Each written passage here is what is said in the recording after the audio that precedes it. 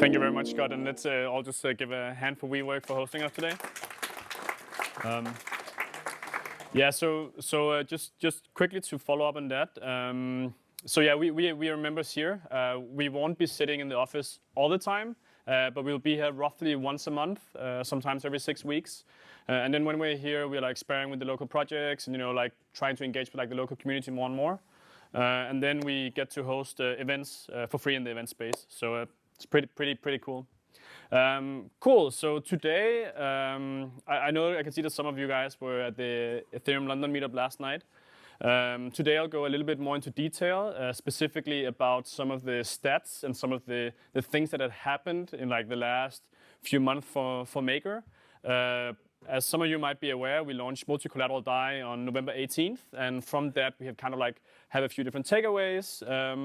I've also added a little bit of, we've had a little bit of flashback from the community. I'm also going to comment a little bit on that, and then I have some crazy things that has happened in Korea during our expansion there. So I hope that you'll enjoy my talk today. And by the way, my name is Gustav, and I'm responsible for the European business development for MakerDAO.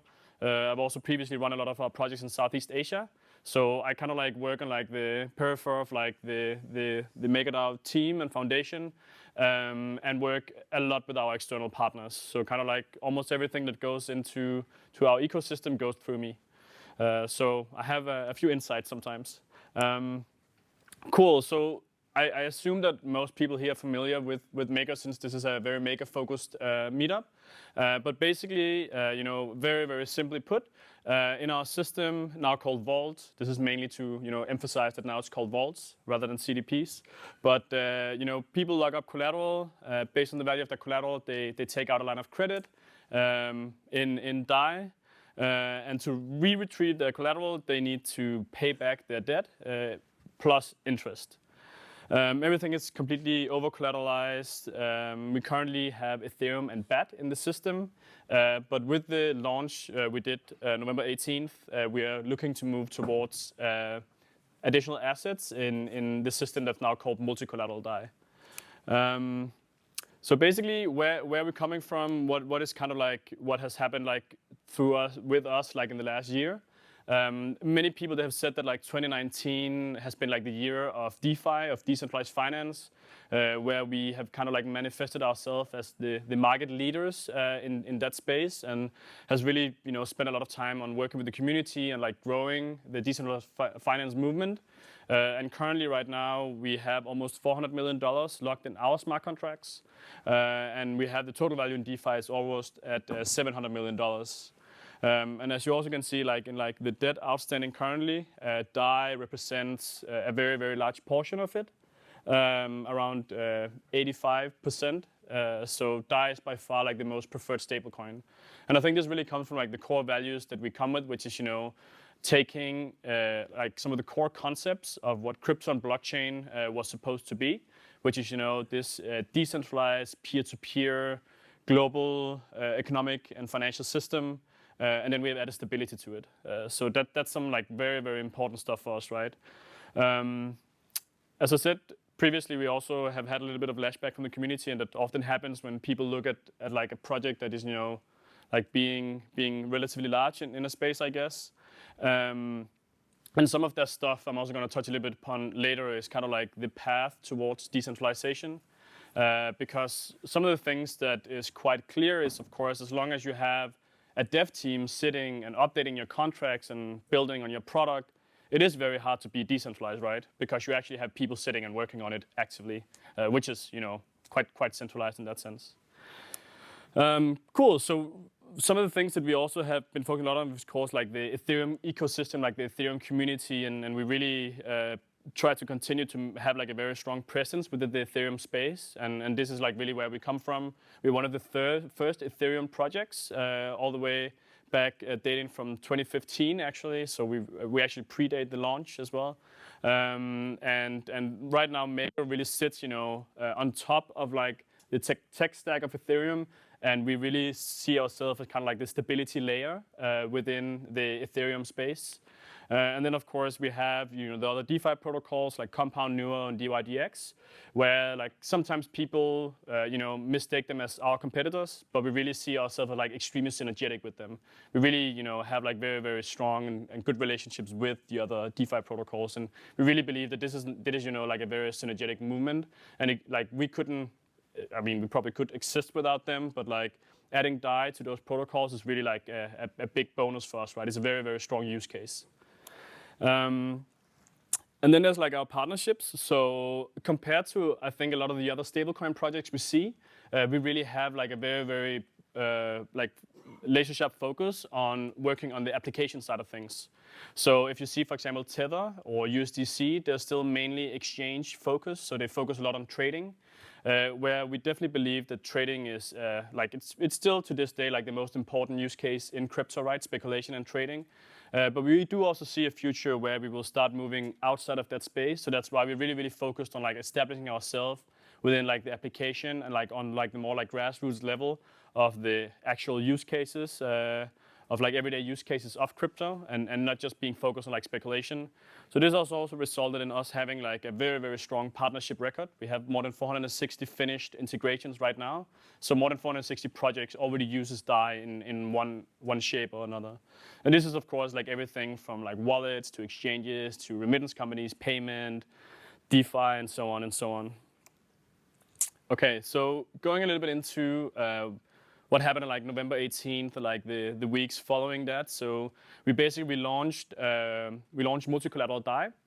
It was like a very, very big moment for us. It was actually almost identical to the design that was mentioned in the white paper that was written more than 4 years ago. So being able to finally like launch multi-collateral DAI was really like a huge success for us and like a massive milestone.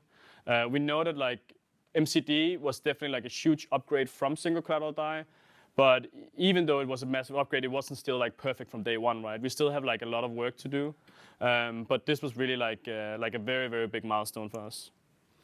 So some of the like major features and some of the focus that we have on multi-collateral DAI is that we have introduced the governance framework and setup for introducing multiple asset types. Right now we only have Ethereum and BAT, so we don't really have that many asset types yet, but over the upcoming years, like the goal is to scale the collateral types in the system to not only in the hundreds, but potentially over thousands. And we really, really expect to like mitigate some of the risk by introducing these non-trusted assets by having a very, very diversified portfolio and having like a very, very strong decentralized governance structure around it, where like the entire community comes in and like helps approve these collateral types. And we have like not only like individuals looking at it, but we would have like entire community and groups of people looking at these asset types and validating the trustfulness of them. We have also launched what's called the DAI savings rate on deposits in the system. So if you've followed DAI in like the last year, you also know that like in the beginning of the year, there was like some pretty crazy price movements with Ethereum. And us only being backed by Ethereum actually made us break the peg for like a little bit of time. So DAI dropped to like 96, 97 cents, which of course is far from ideal. But that was really because back then the only lever that we had in terms of like monetary policies was the ability to incentivize and de-incentivize the supply side. So how do we control the supply? And controlling the supply when the asset is Ethereum can be very, very difficult, especially if the price starts going up a lot in a very, very short time, because then you basically have to price what is the price that people want to pay for leverage. And if Ethereum all of a sudden triples in price from like $70 to like $210, and people think it's going to continue, they want to pay a lot for that leverage, right? So now we have the DAI savings rate. So that's basically like the other side of the monetary policy. So that's a way to incentivize demand. So right now, DAI gives an interest rate when you put it into the DAI savings rate contract. It's currently 6%, so it's quite high. But this is like one of the levers that we're now using to increase the stability of the system. I'll show you some screenshots of what it looks like a little bit later too. Then we have the possibility to expand beyond crypto. So when we start going into what we call like the legacy or like the traditional world assets, this is where we're gonna bring like as the last point also says, like scalability to decentralized finance. Right now we are like very dependent on the market cap of Ethereum and like the market cap of the assets in the blockchain space. And we do know that there sits so much value and so much collateral in the legacy world. So if we want to scale up and really become like a global trusted currency, we need to have that scalability that some of these traditional assets can bring us. This is not popular amongst everyone, by the way, so maybe there'll be some harsh questions about that afterwards, but this is kind of like the path that we, at least as the foundation, has seen for the system. Whether the community ends up agreeing with us, we will see what happens there, but this is at least like where we're aiming towards. We're going to compete, like we're going to maintain like the openness and like the transparency of the system.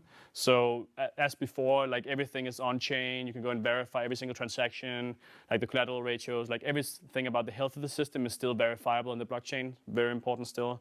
And then we're moving towards like a completely DAO-based governance. So this will happen during 2020.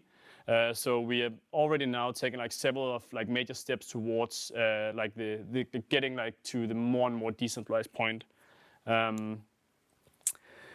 So this is some of the stuff. This is like, now I'm going to go into like a little bit of like the migration data. So far we have migrated around 70% of the supply. So since we're being decentralized, we cannot like force people to migrate to the new system, right? We can like try to incentivize them, you know, with the DAI savings rate amongst other things. But we really need the community to migrate with us, right? However, we also see that, you know, centralized exchanges still plays like a major role in this space. So on December 2nd, that was when most of the major European and American and Chinese exchanges, they migrated. So we had like 2 days where like over $30 million of DAI migrated because they were sitting on exchanges and people were trading that on exchanges.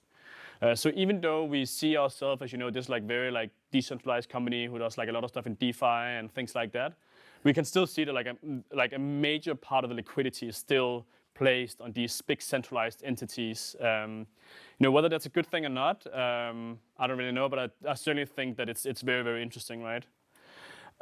However, these centralized exchanges also bring some crazy things with them. So this is like some snapshots of what have happened with DAI in Korea. So during like the last 12 months, we've had like a big expansion into Korea with like a local team there. However, when you get DAI listed on the big exchanges, and you don't educate them that DAI is a stablecoin, you see things like this happening. So we have, for example, here, we have like DAI after its listing date, you know, down 43%. We have over here, so I don't know if you can see it very clearly, but it's when DAI got listed on Corbit, which is the oldest Korean exchange, people executed trades at $20 per DAI, because they thought this was, you know, like some pump and dump ICO project. This up here is a guy like writing in like the Korean MakerDAO Kakao chat. That like it's in Korean, of course, but I'm gonna translate what my Korean guy told me it was. That like he was buying DAI at $3 and now it's back to $1 and he has to go back to his wife. And this is like a very, very difficult things for him. So you know what? He's just gonna go get drunk instead. So he sends like the memes crying and stuff. So like we still see that, you know, these players are like very, very dominant, and some of the things that like happens on these centralized venues is still like completely crazy, right? So yeah, so we have tried to like we even came out with educational material when we got listed in these places, but you know, sometimes it's just not enough. Okay, well, back to the migration. So this is like another pretty cool thing that we have seen happening now. So this chart over here that shows the blue part is the ERC20 DAI, and then we have the red part, which is like the DAI and the DAI savings rate. So the DAI savings rate is of course like our interest rate product, and we already now see almost 40% of the DAI supply sits in the DAI savings rate.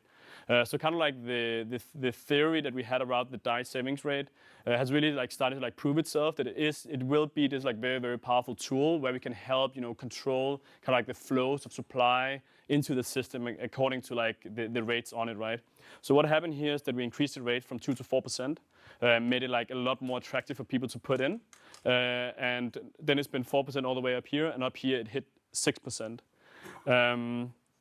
So yeah, like it really proved that like some of the hypotheses we had hopefully will like prove true, and like the DAI savings rate will be like a very, very important tool for us going forward in like, you know, maintaining the stability of the system. We also have like these charts here, like specifically the one over here, that kind of like shows the arbitrage relationship between minting and burning of DAI. So another thing is like the way that we maintain the peg of DAI is through the ability for people to make arbitrage, right? So DAI is valued as $1 in the system.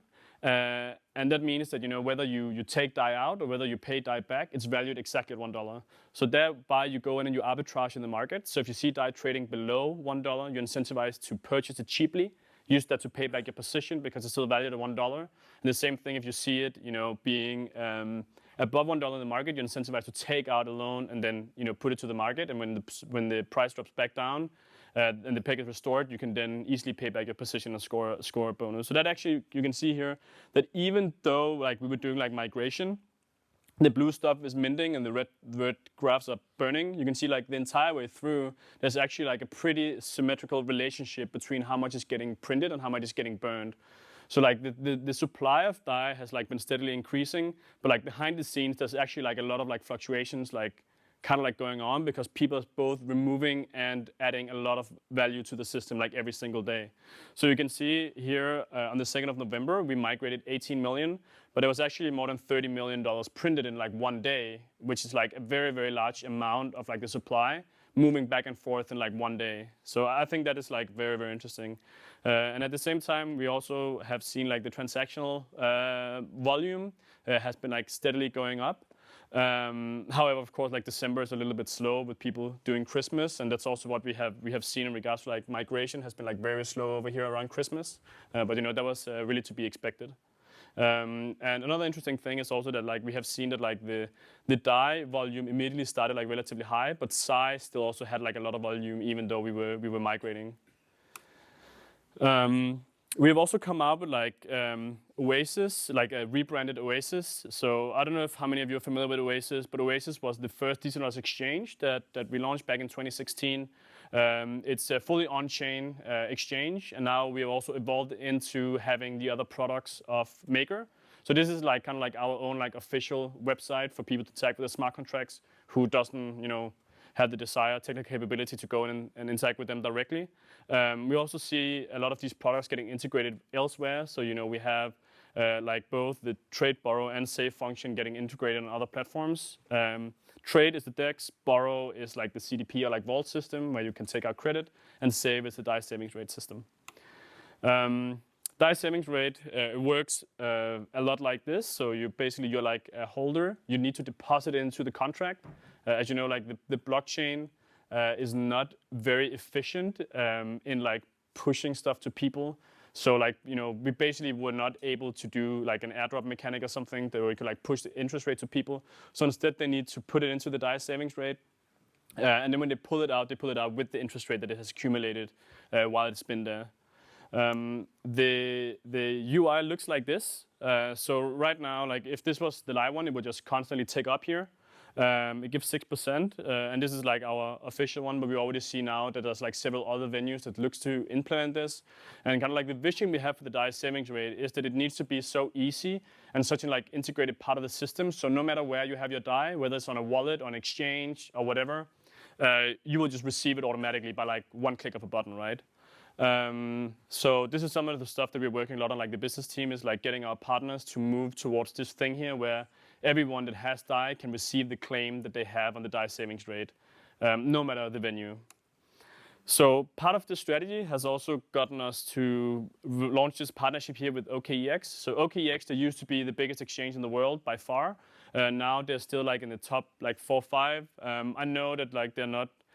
Okay, I mean they are a centralized exchange, so they're a little bit shady sometimes, of course. But we know that, okay. But they have millions of users in China, so it's still a very important venue for us to go into because this is some of the stuff that people look towards in Asia as the place to be, right?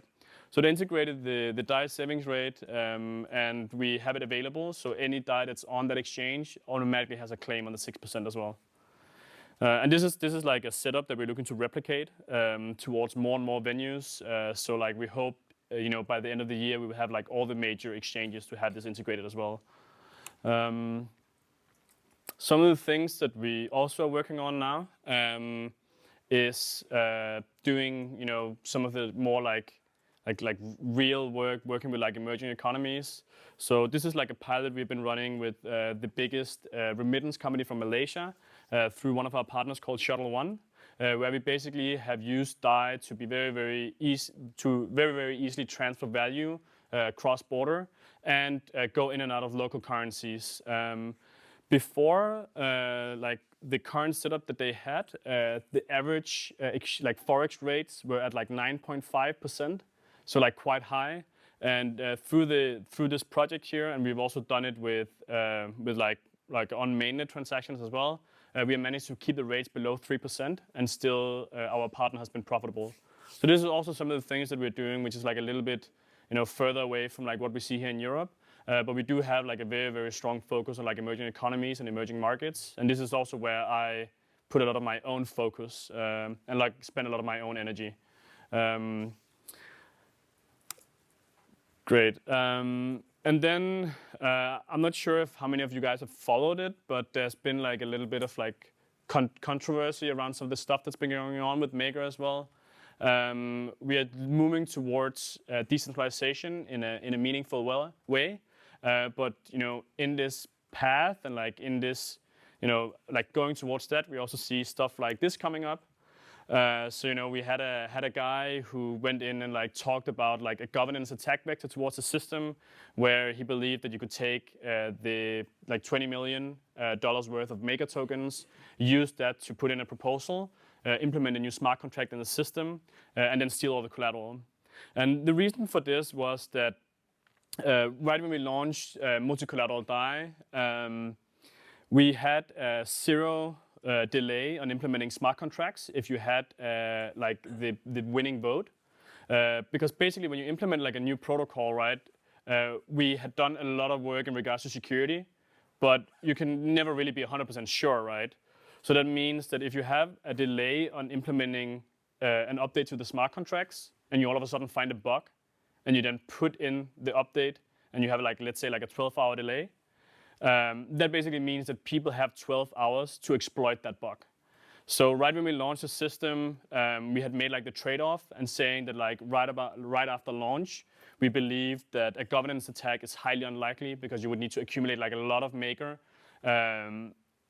But having a bug in the code seemed more likely.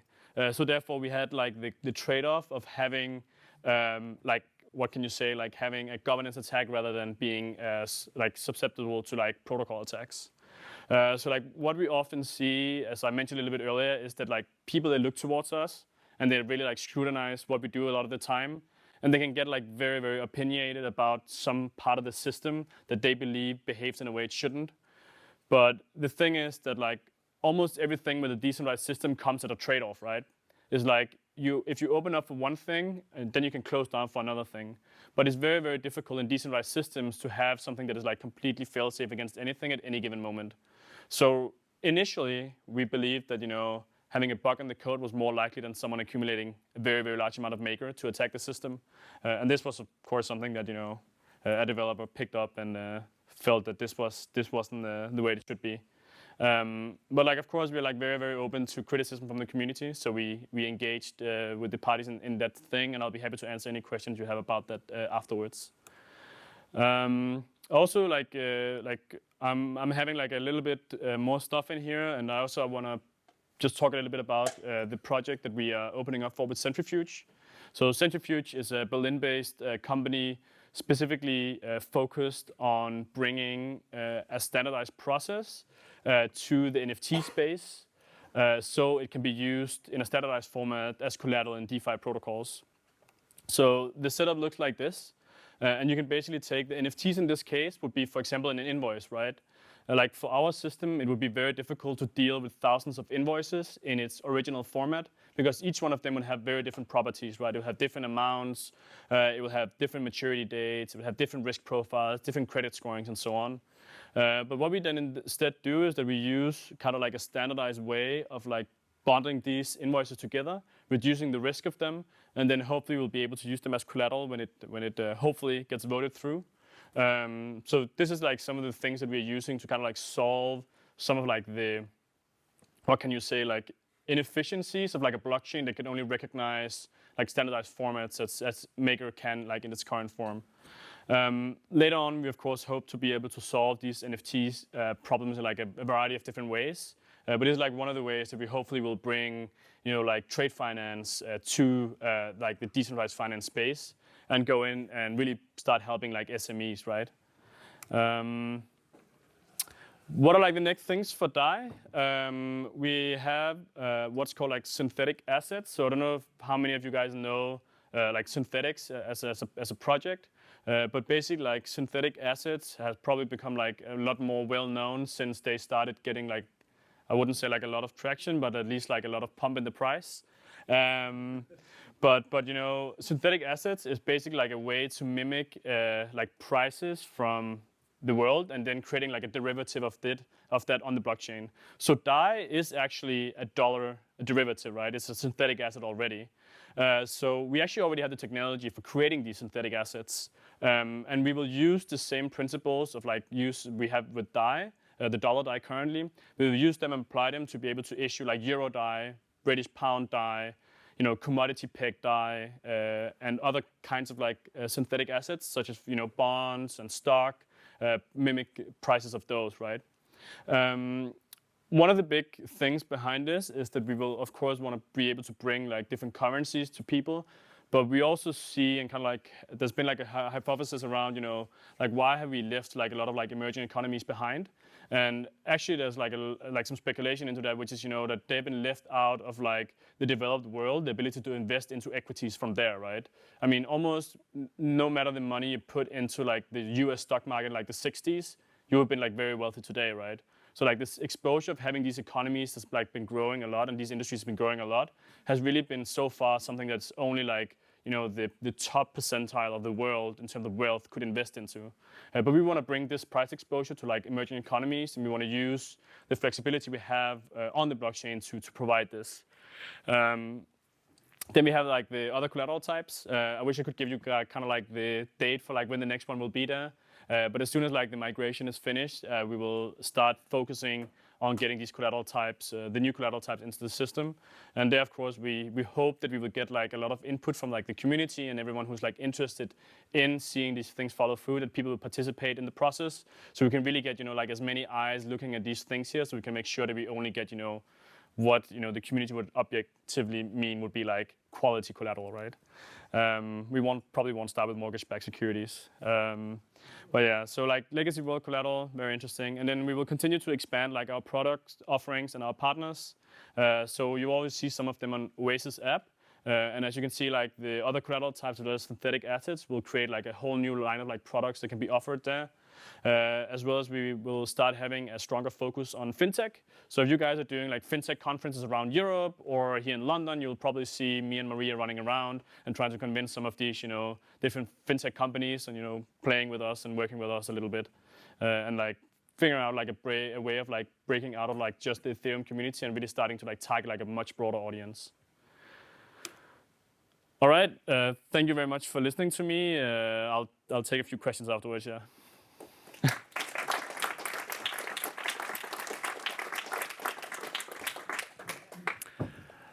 Yes? This is all open source, yeah? Doesn't stop anyone copy your codes and your model onto another chain. Oh, that has already happened several times. Okay. Yeah, so there's like Maker replicates on Neo, on EOS.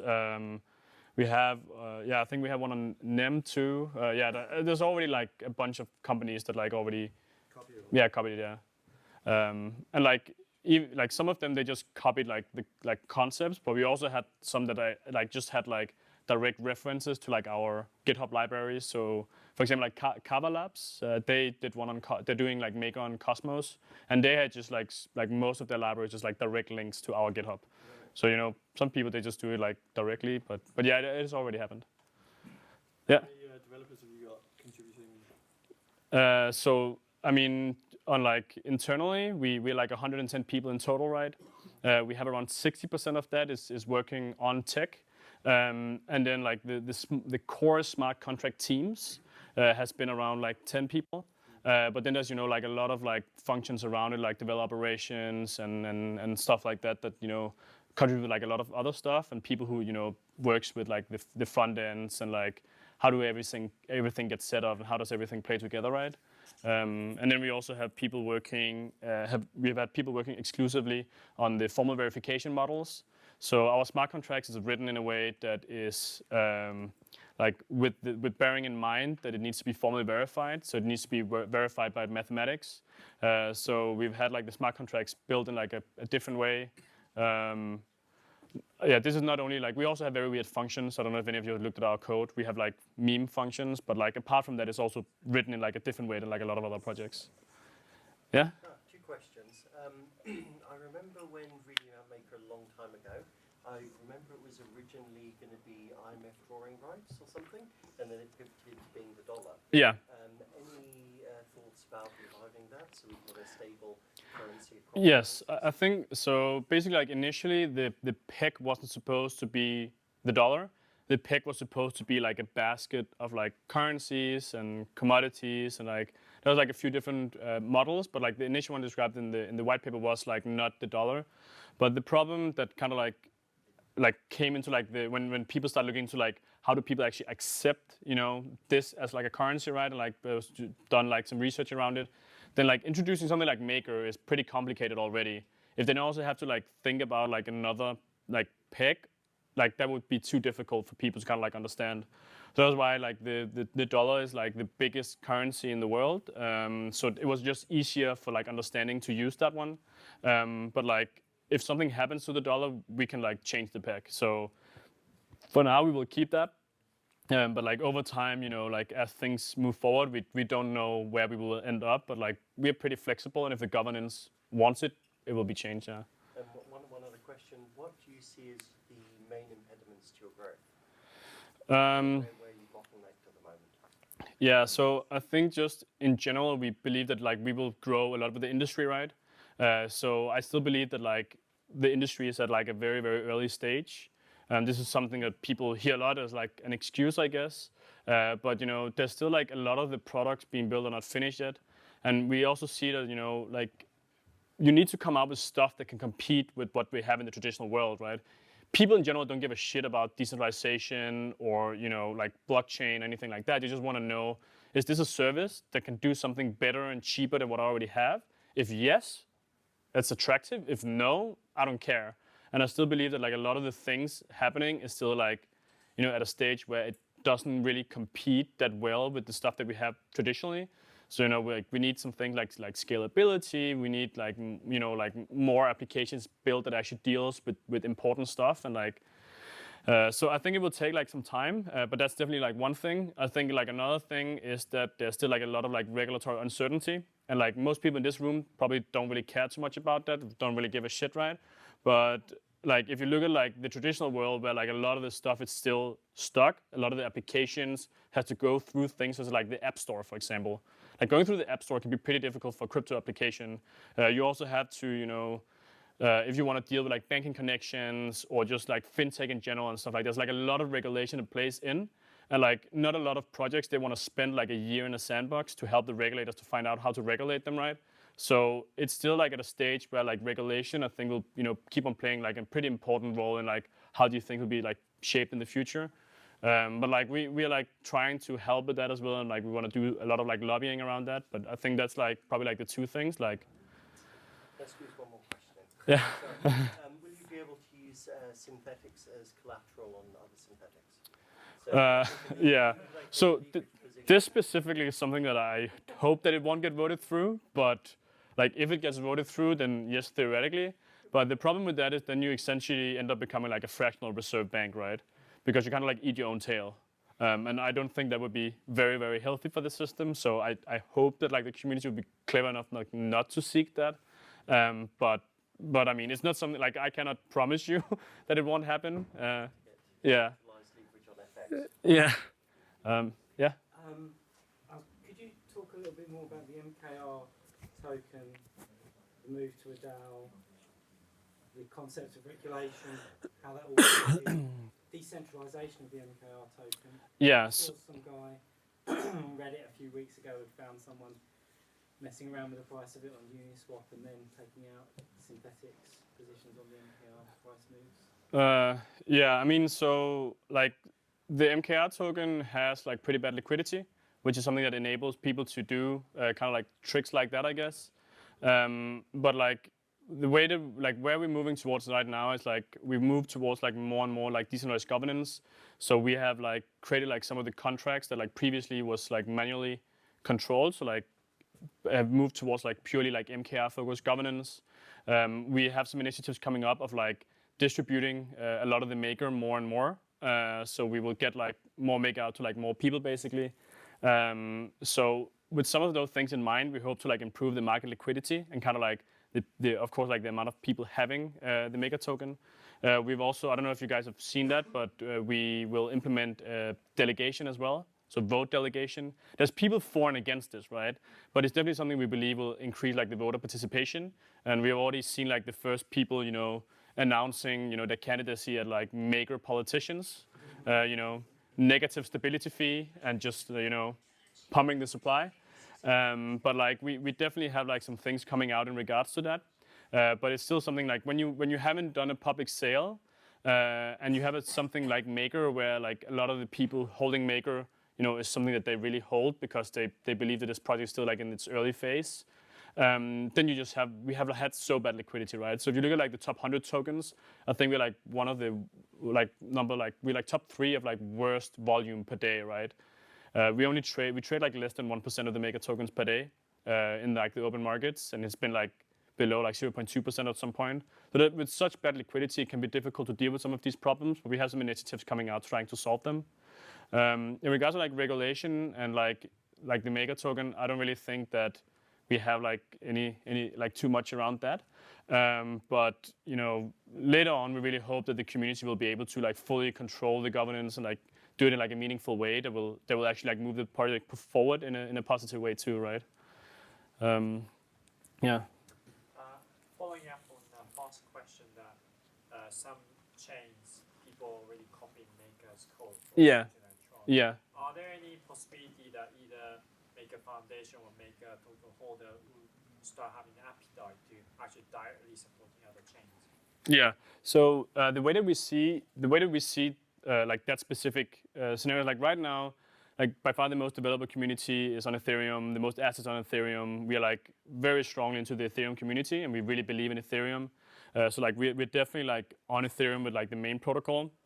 But we also are working on bridges to other mainnets because we only see it as like a positive thing if we can supply DAI to other mainnets. Like they won't get like the full code base there, but they will at least have like the ability to have like DAI. However, we also believe that like the interoperability solution so far has been pretty shit. Like there's like most of them is like very centralized. Like multi-sig setups where like a few companies will control kind of like what gets distributed there. And we don't want that. So we're really hoping to see some of these newer projects like Ren Protocol and like Herdius that deals with interoperability in like a more like a decentralized way. That some of these will start having like success and it will be like more battle tested. So we can start moving DAI in like a meaningful and trustless way to other mainnets, and we can like keep some of the main like properties of DAI on the other mainnets. So like we definitely want DAI. We want as much DAI demand as possible, right? And if like people on like EOS wants DAI, I mean, sure, like I don't particularly like EOS, but if they can give us some DAI demand there, sure, like that would only be like a positive thing, I believe, for like the ecosystem around us. Just to jump in, there'll be pizza in like 10 minutes, 5 minutes, 10 minutes, and then we'll be demoing the Pundi POX system out in the area there. So I'll yeah. Right. Yeah. I'll just take 2 more questions now. Yeah, quick one. So yeah. The oracle that feeds data, as in like the price of Ether. Yeah. Let's say the price of Ether is 100 and then it's $50, then it's a problem. Is there a way for someone to get all the servers that are giving the price? Okay. Servers that are 24, 50, 100. Okay, so like in single collateral DAI, we had, I believe it was 13 oracles who were running 11 price feeds each. These oracles were like completely anonymous, so like no one knew who they were, except for like very few people like the Oracle team, of course. But like with multi-collateral DAI, we also upgrade our Oracle structure, And like our Oracle structure now opens up the opportunity to have not only institutions run oracles, but also keep on having like anonymous people running it. So we will basically have, like we're aiming to scale it up to having like more than 100 oracles. I think we're setting like 15 now, that all of them run like a significant number of price feeds. And we also have updated kind of like some of the security around the Oracle framework in general. So basically right now, for example, we have a 1 hour delay on any price feed that comes into the system. And that's basically to have, like a time frame that even though we scale it up, and we also use something called like the weighted median. So like if you have 11 oracles running, like 11 price feeds running on the same oracle, even if 5 of them gets compromised, you will still get the correct price because it can detect kind of like the very, very large outliers in the system. And like the way that we really see it is like if the price of like an asset drops with more than like 50 or 60%, like if ETH dropped more than 50 and 60% in 1 hour, we would probably be in bigger trouble than not being able to liquidate the positions fast enough, right? Because you wouldn't even be able to liquidate them if something drops that fast. So having like the 1 hour delay is something that we have towards like the security of it.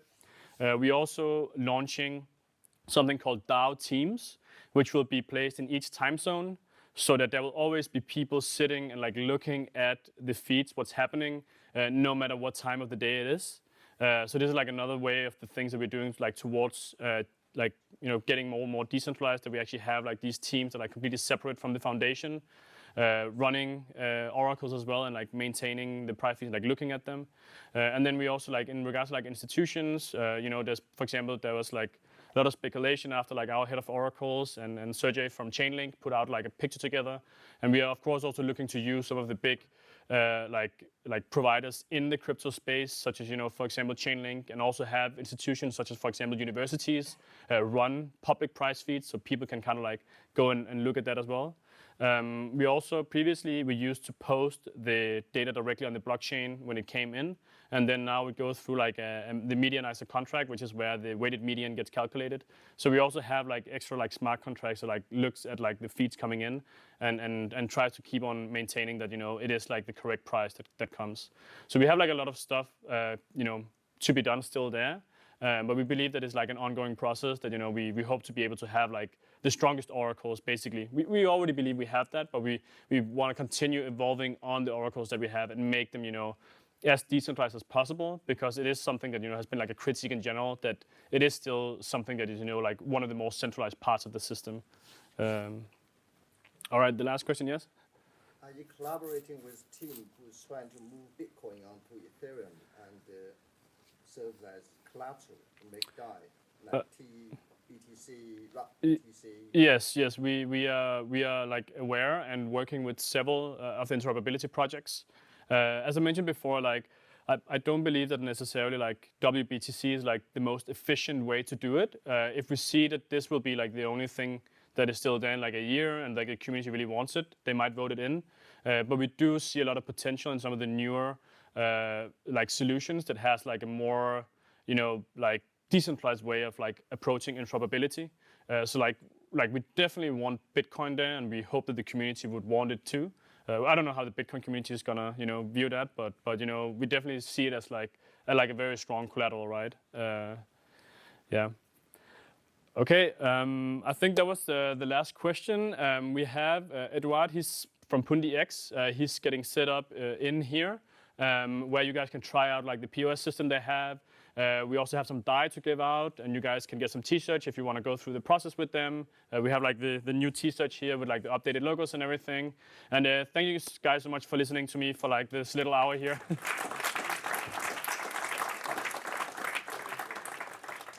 Just